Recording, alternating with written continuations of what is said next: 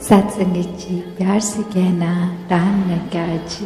ये एक आइडेंटिटी, ये सत्य जो हमेशा से सच था और सच रहेगा, आज भी सच है, जो समय के साथ बदलता नहीं, जो परिस्थितियों के साथ बढ़ता घटता नहीं, इसकी कोई शुरुआत नहीं, इसका कोई अंत नहीं।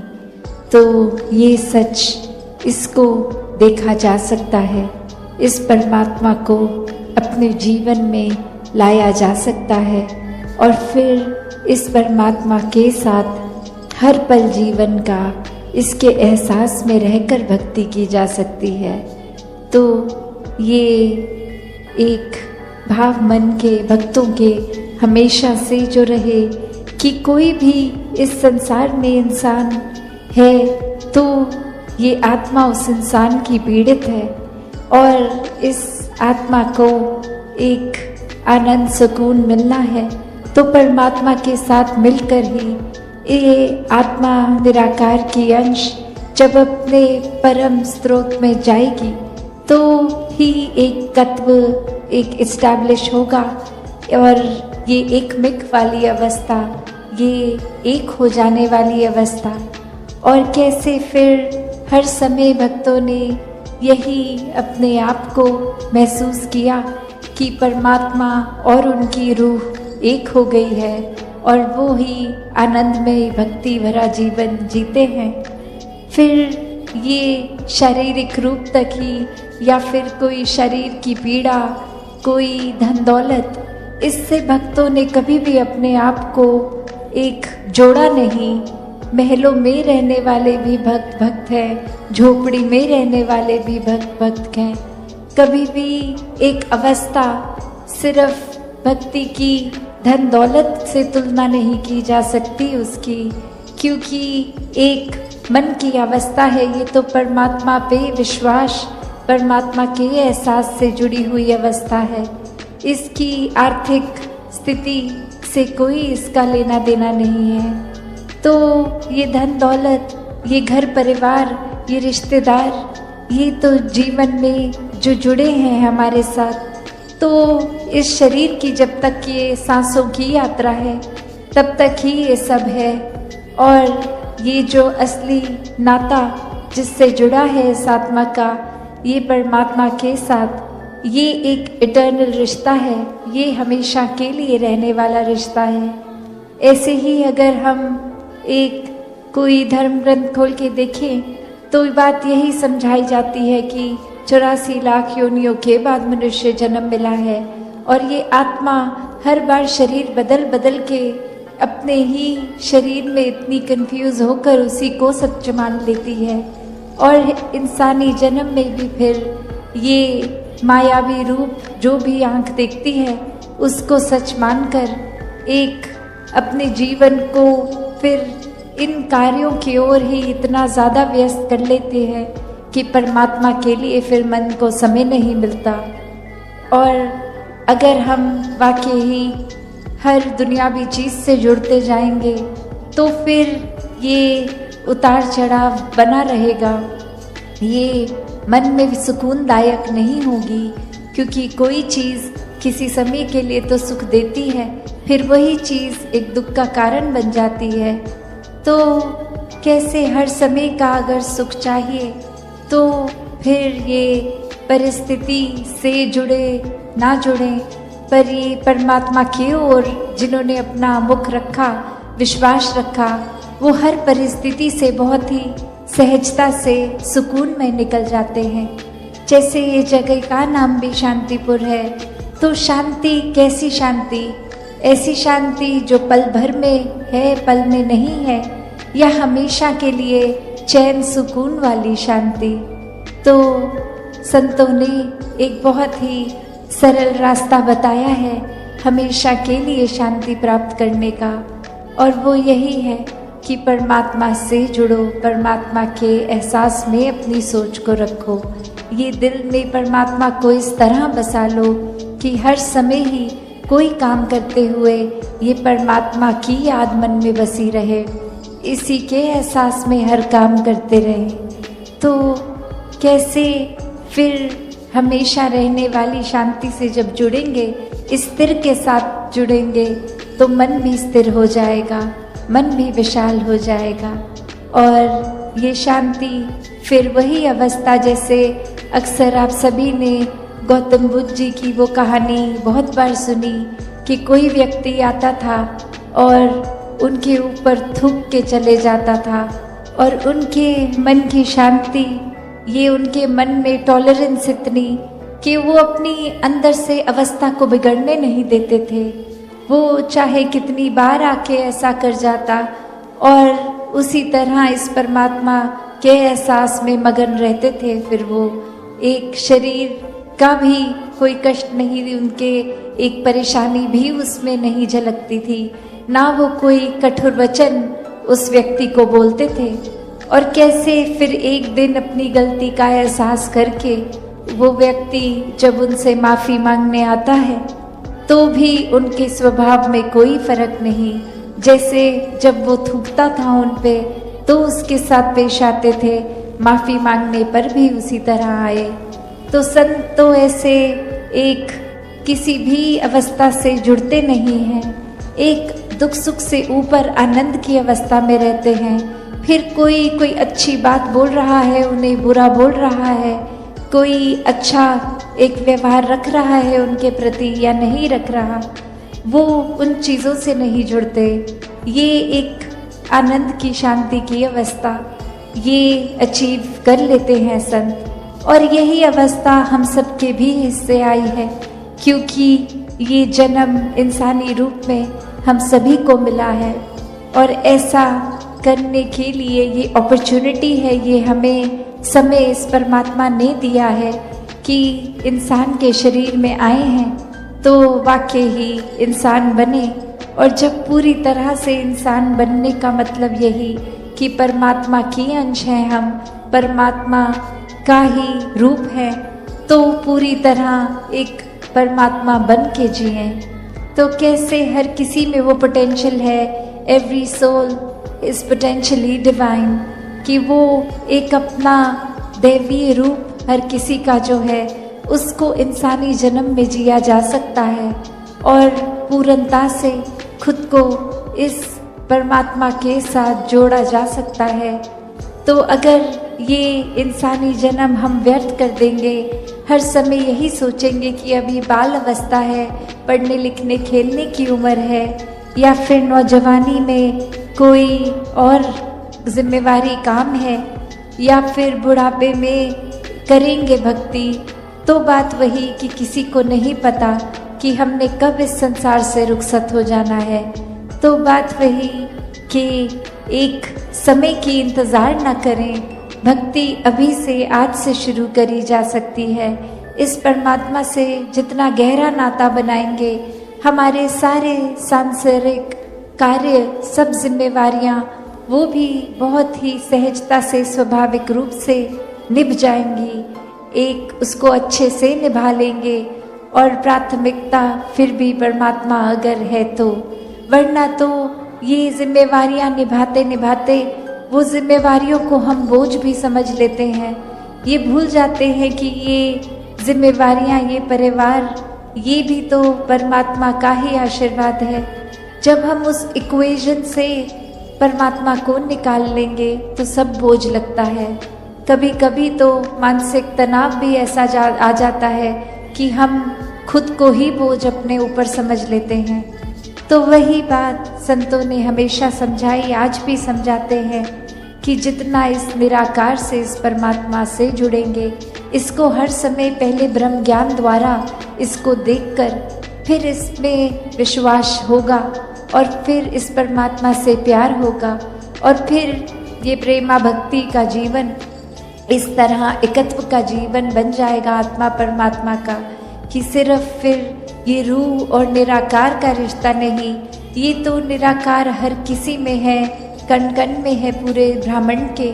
तो हर एक इंसान से बिना भेदभाव एक प्यार होता चला जाएगा, क्योंकि एक इंसान जब खुद ही प्रेम बन गया है तो प्रेम ही बांटता है। तो कैसे हर किसी ने जहाँ अपने जीवन में प्रेम को अपनाना है, पहले खुद बनकर प्रेम ही बांटना है।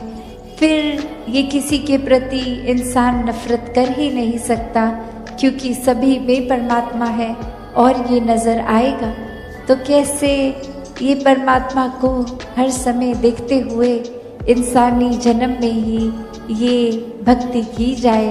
एक मुक्ति की बात जो है, ये जीते जी फिर संत तो जीवन मुक्त हो जाते हैं। एक जीवन के उतार चढ़ाव, ये जंजाल, ये भरम बुलेखे, ये जीते जी ही आत्मा को एक बंधन कटे हुए जब ब्रह्म ज्ञान मिल जाता है और जब आंखें बंद हो जाती हैं, मृत्यु आ जाती है, तो भी इस आत्मा को पता है कि ये शरीर के बाद अब जाना कहाँ है।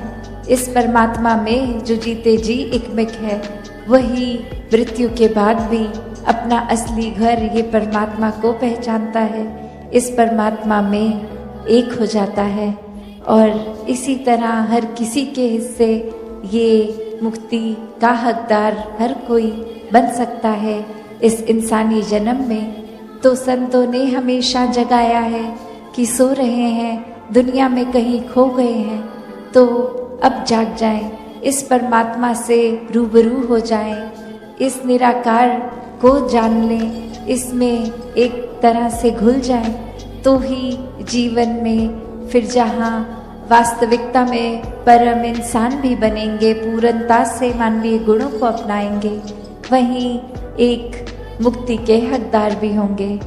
तो संतों ने सेवा, सुमिरन, सत्संग के पहलू को समझाते हुए कहा है कि संतों का संग करेंगे तो संतमति अपनाएंगे, फिर एक दिमाग, दिल गलत रास्ते नहीं जाता। फिर वही संत जो खुद परमात्मा से जुड़े हैं, वो तो फिर एक सच का रास्ता ही दिखाएंगे, जीने का सही तरीका ही समझाएंगे। तो सत्संग की महत्वता संतों के कारण एक मन से सुमिरन, इस नाता, ये जो परमात्मा से नाता है, इसको स्ट्रॉन्ग करने के लिए, इसको और मजबूत करने के लिए सुमिरन मन से इस परमात्मा के लिए, और सेवा भाव सांस, फिर चाहे तन स्वस्थ हो या अस्वस्थ, एक ये सुकून मन का वैसा ही कायम दायम रहेगा। तो ऐसा जीवन संतों ने समझाया है कि ऐसा जीवन जीना एक पॉसिबल है, हर एक के लिए ऐसा जीवन जीना एक मुनासिब है। तो कैसे इसको जिए? तो बात वही कि परमात्मा से जुड़ के हर समय के सुकून में रहें। और अब अगर आगे सोचें कि ये ब्रह्म ज्ञान भी जीवन में आ गया, एक निराकार के एहसास में भी रहने लगे, सेवा, सुमिरन, सत्संग भी करने लगे, पर एक मन का बदलाव अगर नहीं है तो फिर ये ज्ञान भी मन में नहीं टिकता। और मन से जुड़ी हुई जो पहली चीज़ आती है वो अहंकार तजना, वो एक समर्पित भाव, मन को एक अपने होने के इस एहसास से हटना होगा और इस परमात्मा के लिए हमेशा अर्पित रहना है, एक सेवा में अर्पित रहना है। तो ये सुकून यहाँ समर्पित होने के बाद जो मिलता है, तो कैसे समर्पण के साथ सुकून। तो अपने जीवन में जहाँ हम समर्पण की बात करते हैं, तो ये समर्पण कैसा समर्पण है?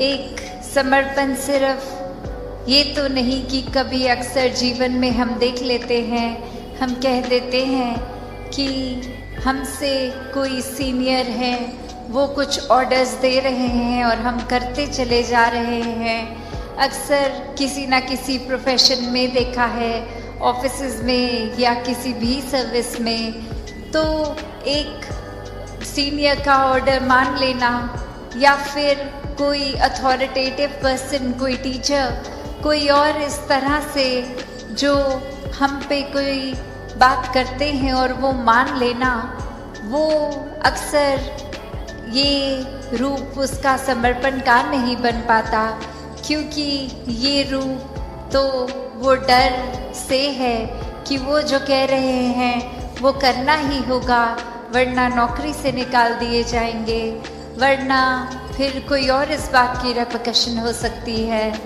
तो एक वो बात मानना वो हर प्रोफेशन में हो जाता है, पर मन वहाँ समर्पित नहीं होता। वो किसी भय के कारण या किसी और अन्य कारण से समर्पण होता है। तो यहाँ समर्पण होना मतलब एक दिल में प्रेम को रखते हुए प्रेम से समर्पित होना, ये प्यार से अपने आप को खोकर सिर्फ इस परमात्मा का होकर, ये समर्पित भाव मन का अगर इस तरह का समर्पण है तो वो मुबारक समर्पण है। तो कैसे एक अक्सर बात ये होती है कि हमने समर्पण अगर कर दिया तो ये जो इतने सालों में अक्सर अगर हम सोच के भी देखें कि छोटी उम्र से ही पढ़ते लिखते एक डिग्रियां मिल गई, एक हमें कोई और उपाधि मिल गई, तो ये कमाने के लिए चाहे कितने वर्ष लग गए, पर जब समर्पण की बात आती है, अहंकार को तजने की, अहंकार गंवाने की, तो उसमें उतने ही साल नहीं लगते। ये तो एक पल में ही समर्पण हो जाता है।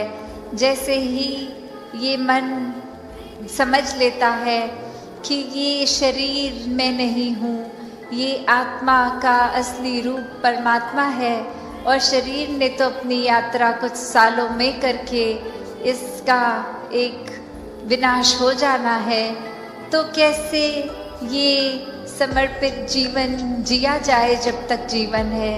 तो बात वही एक कहानी के साथ दास अपनी रखना चाहेगी कि एक बार एक गुरु के पास शिष्य आता है जो काफ़ी सालों के बाद, और आते ही अपने गुरु के आगे 1000 सोने की गिनियाँ दे देता है और ये कहता है कि इतने वर्ष मैंने काम काज किया, और बात मन में यही आती रही कि आपके सामने आशीर्वाद लेंगे जब 1000 गिनियाँ पूरी हो जाएंगी, और आज ये बोरी भर के आपके पास ये समर्पित करने के लिए आए हैं और आप इसको कबूल कीजिए। वही वो गुरु वो लेकर सामान अपने शिष्य से कहता है कि ठीक है, तुमने ये दी, मैंने स्वीकार करी, और अब ये जो सामने नदी बह रही है, सारी की सारी ये गिनियाँ उस पानी में बहा दो।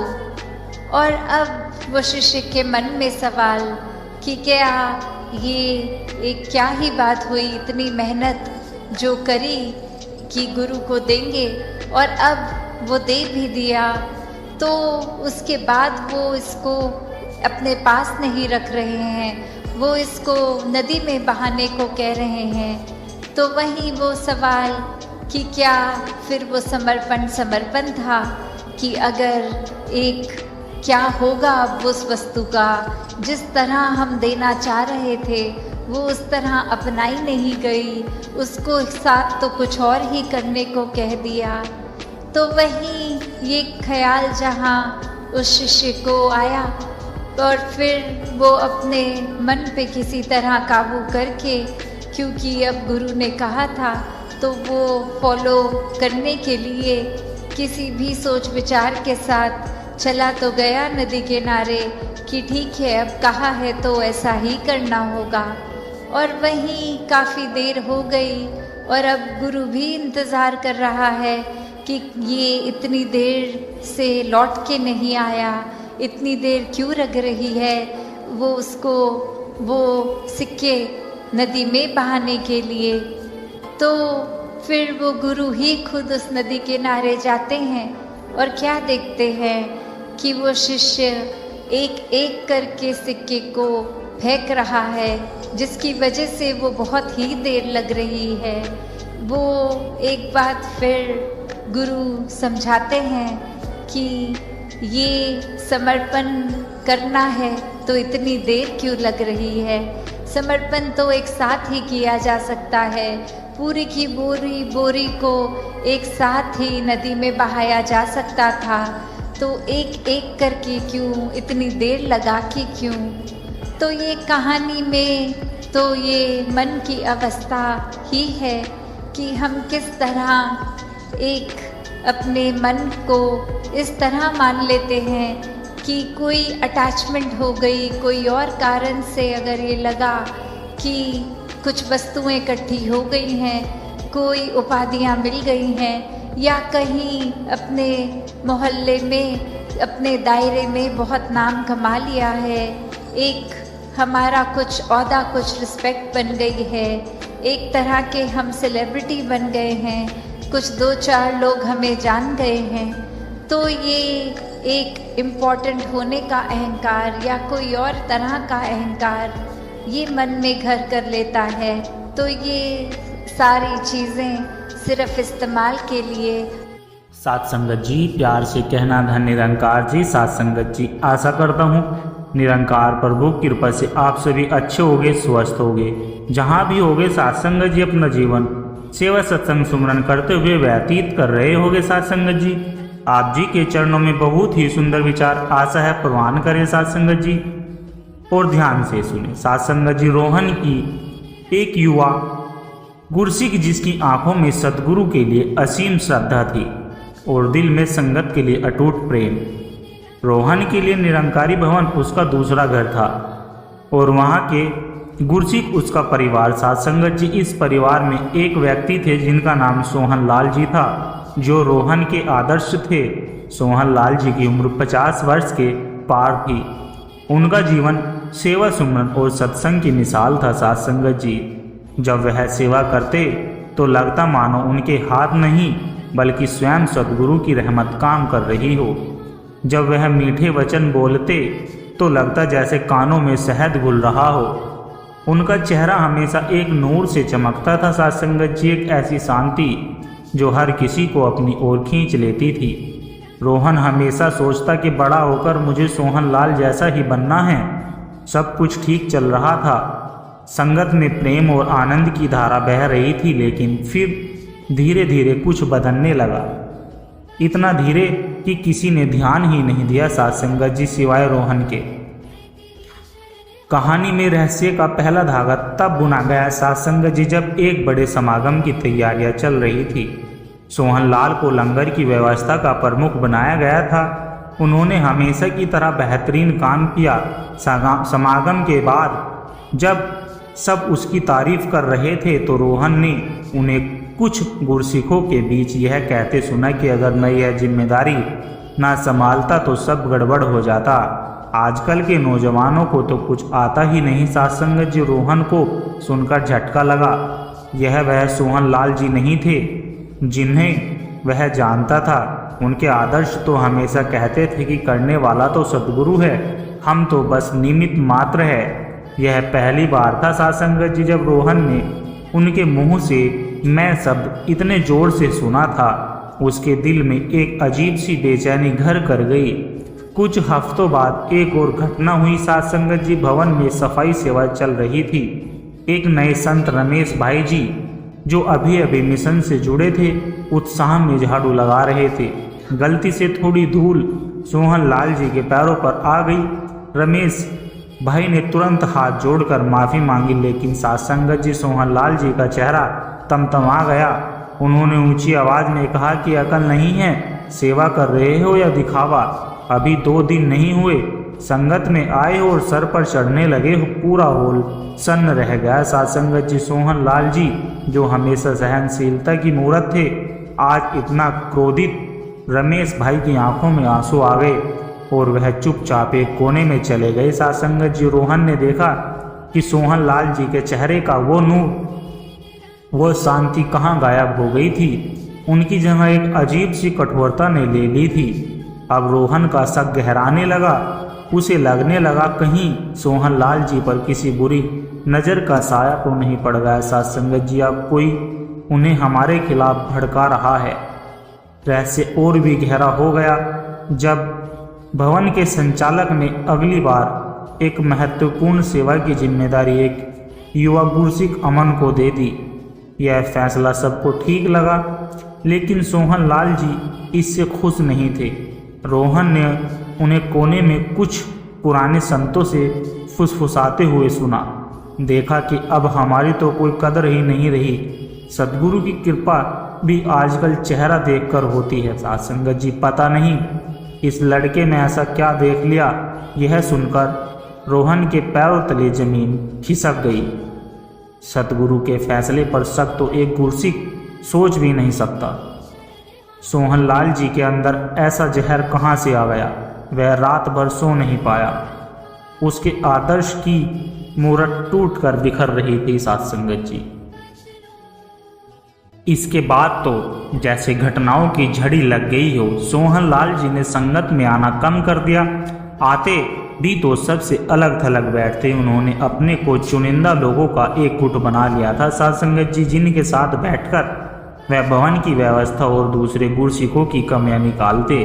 एक दिन एक गरीब परिवार संगत में आया। उनके कपड़े मैले थे। सोहनलाल जी, जो हमेशा सबको गले लगाते थे, उस परिवार को देखकर मुंह फेर कर दूसरी तरफ चले गए। सत्संग जी, रोहन अब बर्दाश्त नहीं कर पा रहा था। यह कोई मामूली बदलाव नहीं था, यह एक आध्यात्मिक पतन था। सोहनलाल जी का वह नूरानी चेहरा अब बुझा बुझा और तनावग्रस्त लगता था। उनकी मीठी वाणी अब कड़वी हो चुकी थी। उनका सेवा भाव अब दिखावा लगता था। रोहन ने फैसला किया कि वह इस रहस्य की तह तक जाकर रहेगा।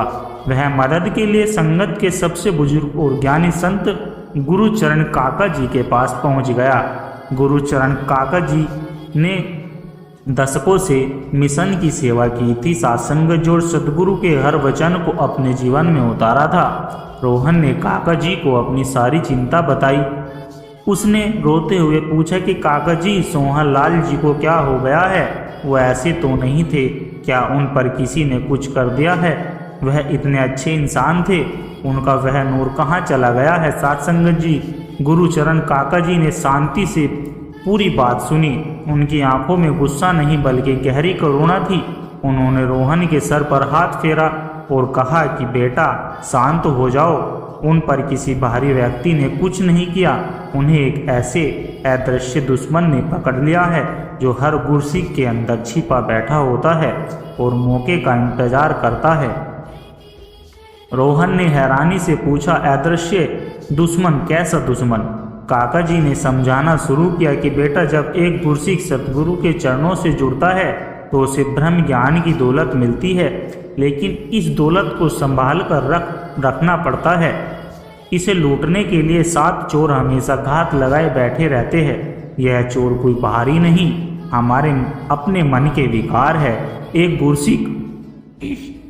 गुरसिक को इन 7 कर्मों से हमेशा बचकर रहना चाहिए, वरना उसका कमाया हुआ सारा नूर, सारी शांति लुट जाती है। सोहनलाल जी अनजाने में इन चोरों के शिकार हो गए हैं। रोहन ने सत्संग की सांसें थम गई। उसने उत्सुकता से पूछा, कौन से 7 चोर काका जी? काका जी ने अपनी आंखें बंद की और एक एक करके गिनना शुरू किया। सत्संग जी, पहला और सबसे खतरनाक चोर है अहंकार। जब गुरुसिक को लगने लगे कि मैं सेवा कर रहा हूँ, मेरी वजह से संगत चल रही है, मुझे सब पता है, तो समझो पहला चोर उसके अंदर घुस गया। तुमने खुद सुना कि सोहनलाल जी ने कहा कि अगर मैं ना होता, उन्होंने सतगुरु को नहीं खुद को सैरिये दिया। सत्संगत जी, दूसरा चोर है निंदा। जब हम किसी दूसरे संत की बुराई या चुगली में रस लेने लगते हैं तो हम अपनी ही आध्यात्मिक ऊर्जा को खत्म कर रहे होते हैं। हमने दूसरों के घर का कूड़ा उठाकर अपने आंगन में डाल लिया। सोहनलाल जी ने रमेश भाई और अमन की निंदा करके यही भूल की। सत्संग जी, तीसरा चोर है वैर विरोध।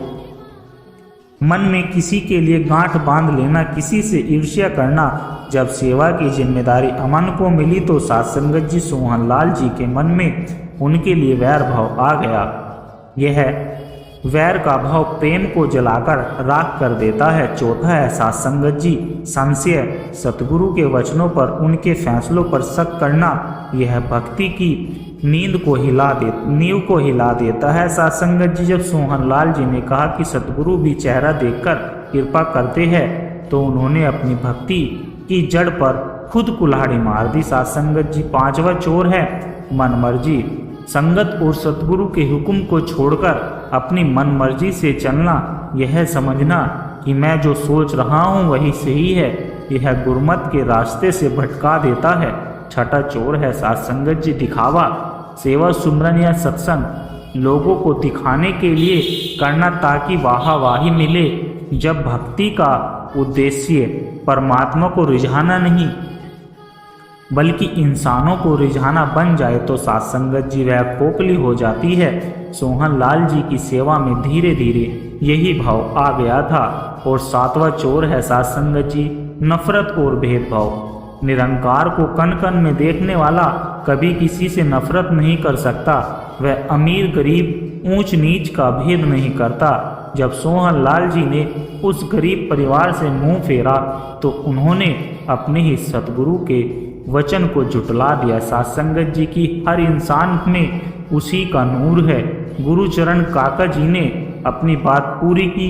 रोहन की आंखों में आंसू बह रहे थे साथ संगत जी, लेकिन अब यह आंसू दुख के नहीं बल्कि ज्ञान के थे।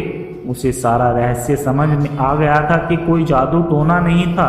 सोहनलाल जी बस इंसान थे और इंसान होने के नाते मन के इन विकारों से लड़ने में चूक गए थे। साथ संगत जी उनका नूर इसलिए गुम हो गया था क्योंकि इन 7 चोरों ने मिलकर उनकी आत्मा की रोशनी को चुरा लिया था। रोहन ने पूछा कि काका जी तो अब क्या होगा? क्या सोहनलाल जी कभी पहले जैसे नहीं हो पाएंगे? साथ संगत जी यह सुनकर काका जी मुस्कुराए। क्यों नहीं बेटा, जरूर होगे। सतगुरु का दर तो हमेशा खुला है। भूल इंसान से ही होती है। जरूरत नफरत की नहीं, प्रेम और सहारे की है। हम सब मिलकर उन्हें इन चोरों से लड़ने में मदद करेंगे।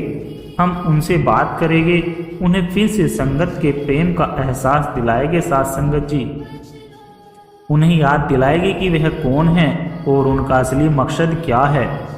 उस दिन के बाद साथ संगत जी गुरुचरण काका जी और रोहन ने मिलकर सोहनलाल जी से बात की। उन्होंने उन्हें कोसा नहीं बल्कि प्यार से समझाया।